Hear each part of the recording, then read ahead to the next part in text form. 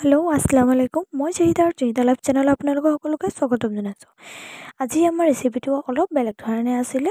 উৰহী গুটিৰ সৈতে আমি কেনেধৰণে চিকেনৰ ৰেচিপি কম্বিনেশ্যন কৰিব পাৰোঁ বলক চাওঁ। চিকেনখিনি অলপ সৰুকৈ কাটি লৈছোঁ আৰু লগতে গোটেইখিনি নিমখ হালধি দি ভালদৰে তেলত দি ফ্ৰাই কৰি লৈছোঁ। চিকেনখিনি অলপ ভালদৰে ফ্ৰাই কৰি ল'ম আৰু উৰহী গুটিখিনি মই অকণমান সময় অলপ 15-10 মিনিটমানৰ কাৰণে অলপ পানীত তিয়াই থৈ দিছিলোঁ আৰু নিতিয়ালেও একো নাই, কিন্তু তথাপি মই অলপ তিয়াই থৈছিলোঁ আৰু এইখিনি ফ্ৰাই হৈ আহিছে। লগতে এইখিনি গোটেইখিনি উঠাই লৈছোঁ। ইয়াতে দি দিছোঁ তেজপাত তেলৰ ওপৰতে। এই তেজপাতখিনি অকণমান দি মেলি লৰচৰ কৰি ল'ম। অকণমান গৰম হৈ আহিছে। তেজপাতখিনি মই ফোড়নৰ কাৰণেহে দিছোঁ, অন্য ফোড়নৰ কাৰণে মই গৰম মছলা ব্যৱহাৰ কৰা নাই। তাৰ ওপৰতে দি দিছোঁ পিঁয়াজ আৰু এই পিঁয়াজখিনি দি মেলি ভালকৈ লৰচৰ কৰি লৈ অকণমান ব্ৰাউন কালাৰ হোৱালৈকে অলপ আমি ফ্ৰাই কৰি ল'ম। ইয়াত গোটেইখিনি পিঁয়াজ দি মেলি ভালদৰে ফ্ৰাই কৰি লৈছোঁ। আমি ইয়াতে নহৰু আদা পেষ্ট দি দিলোঁ আৰু লগতে আমি জলকীয়া দিছোঁ। জ্বলা অকণমান বেছি দিয়াৰ কাৰণে জলকীয়া 2 চামুচ দি দিছোঁ।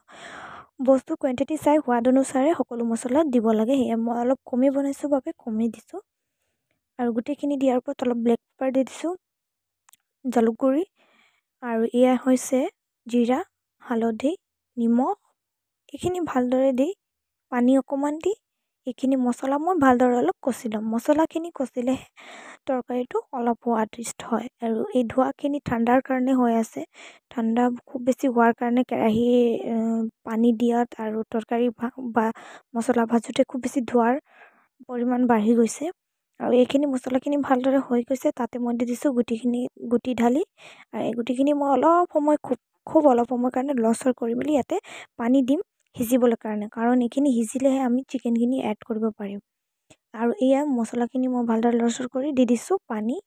এই পানীখিনি ভালদৰে কচি লৈ ইয়াক পানীৰে ভালকৈ কচি লৈছোঁ। কচি মেলি পানীখিনি শুকাই আহিছে। ইয়াতে মই চিকেন দি কিনে আৰু অকণমান পানী দি দিছোঁ আৰু এইখিনি পানী শুকাই আহিলে আমাৰ অলম'ষ্ট ৰেডি হৈ যাব ৰেচিপিখিনি। আৰু এয়া দি দিছোঁ ওপৰতে ধনিয়া পাত।